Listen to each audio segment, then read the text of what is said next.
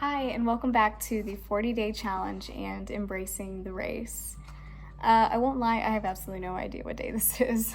But I do know the name of the devotion. It is the halfway point, and I know that this isn't halfway through this devotion. We're over halfway, but that is what this one's called. Our beginning verse is from the book of Nehemiah, chapter 4, verse 6. So we rebuilt the wall until all of it reached half its height, for the people worked with all their heart. Okay, so she's talking about the halfway point in any given race, and how sometimes reaching that halfway point, for some runners, it's, yes, I'm halfway there, it's, quote unquote, all downhill from here, even though it may not be downhill, but you know what I mean, you're that much closer to the finish line. And then for some runners, it's, I'm only halfway, and if you're already feeling kind of bad, you're like, oh, I don't know if I can go another half of this, For some runners, it's good and bad. For me, usually, when I reach the halfway point of a race or a workout or whatever, I'm like, I can do this. I did this first half. Now I've got the second half. I can do this. For most of the time, for me, it's a good thing to reach that halfway point. I've had a couple times where if I didn't feel well, I didn't think I'd be able to finish. She tells the story of it's a girl named Jenny Behringer in 2009, and she was favored to win the NCAA cross country championship race. And she confidently held the lead during the first half of the race, but in the second half, her pace dropped, she fell back and back and back and back, and she finished in 169th. And when she was asked what happened, she just said it didn't feel good. It was all of a sudden, she thought that she just had to stop. But there wasn't any injury. It was just her perception of where she was in the race.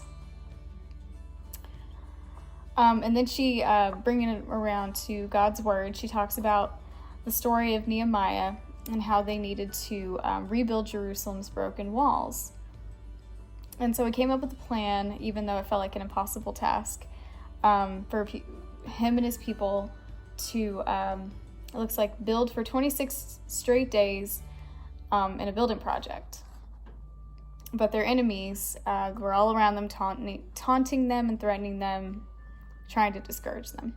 Halfway through, a choice had to be made: allow the enemies of criticism and discouragement to halt their efforts, or keep persevering in spite of how they perceived the remaining work. She has the statement also, whatever our halfway point is, our perception of it determines the outcome. I think that's a good point. So how did Nehemiah proceed? He chose to embrace faith in God instead of letting discouragement and defeat rule over him. He challenged the people with these powerful words: do not be afraid of them. Remember the Lord, great and awesome. That's from Nehemiah chapter 4, verse 14. He chose to help put their mind in the right perspective. He reminded them there was no reason to fear. Greater was he who was in them than he who was in the world. The opposite of discouragement is faith. While discouragement looks for and believes the worst, faith believes God and his promises. It's true. I like that. All right, questions.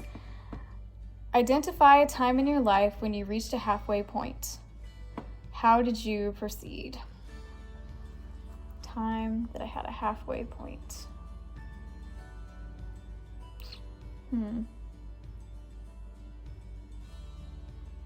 That's a hard question. Really, the only thing I can think of, and maybe it's just because this is a running devotion, is when I was training to run my first 13 miles. And I haven't ran a half marathon race yet, because the one I was going to run, Princess, got turned virtual. And I wasn't going to pay all that money just for a half marathon medal and not have the actual race. But I wanted to make sure that I could run 13 miles without, the race, just run 13 miles before I tried to do a challenge, a Disney challenge. So I trained using a half marathon plan, and it was a 12-week plan, so 3 months. And I know that halfway through that, when I was getting upwards of 8 to 10 miles for a long run, some of those long runs, I was like, I don't know how I'm going to run 13. Even though, each week you get closer and closer to that 13. And I know for me, having my running buddy really helped to have that encouragement. So that could be how I proceeded, as I leaned on my friends. How did your perception affect the outcome? It was a little worrisome. But like I said, I have good family and friends that are encouraging, and they knew I could do it. So, are you approaching or standing at a halfway point now? Oh gosh, let's see.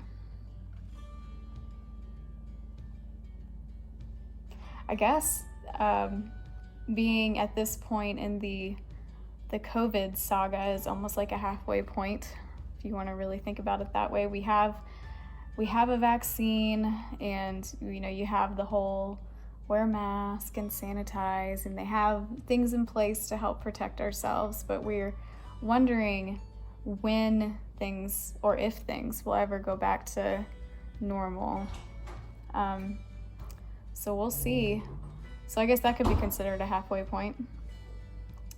Resolve to embrace truth and faith instead of discouragement and defeat.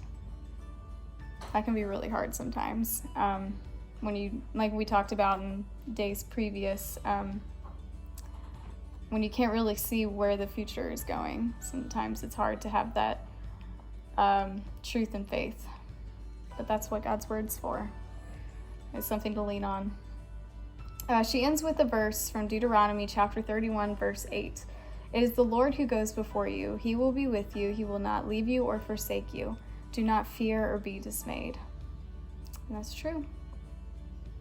Like I just said, sometimes it's all you have when the world gets scary, is the Lord to lean on, and He really never leaves us. If He feels far away, it's usually us that have gone somewhere. He's never goes anywhere for us. So that is our devotion. This is Sunday here, a little overcast, but we're hoping that maybe we can head up to Brasstown for sunset tonight, before the sun starts going down too late to where I'm usually in bed. So I hope everyone's doing well, and I will see you tomorrow.